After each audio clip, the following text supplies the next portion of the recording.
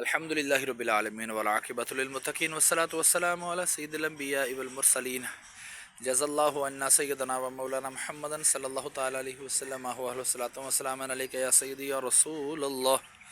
اللہم ربنا آتنا فی الدنیا حسنہ وفی الآخرۃ حسنہ وقنا عذاب النار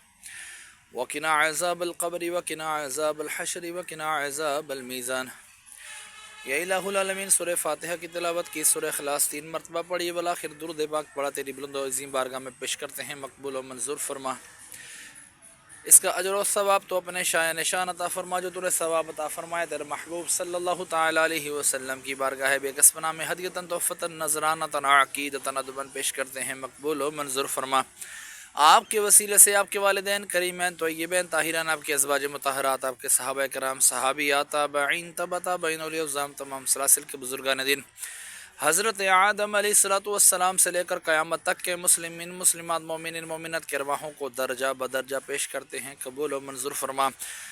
ہمارے لاہور کے میانی صاحب قبرستان میں جتنے بھی تیرے بندے بندیاں اہل ایمان کی حالت میں دنیا سے رخصت ہوئی، یہاں پر آرام فرما ہے، تمام کی ارواحوں کو درجہ بدرجہ اس کا ثواب پیش کرتا ہوں، مقبول و منظور فرما۔ خصوصاً بالخصوص ہمارے محسن بھائی کے والد امجد بھائی مرحوم کی ارواح کو اس کا ثواب پیش کرتے ہیں، مقبول و منظور فرما۔ ان کے درجات میں بلندی عطا فرما، ان کی قبر کی تاریکیاں دور فرما، قبر کو جنت کے باغوں میں سے باغ بنا، کفن کو جنت کے کفن سے تبدیل فرما۔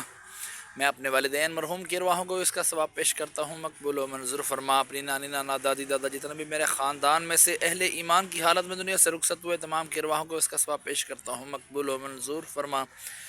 مرنے کے بعد سارے کا سارا ثواب مجھے بھی عطا فرمانا،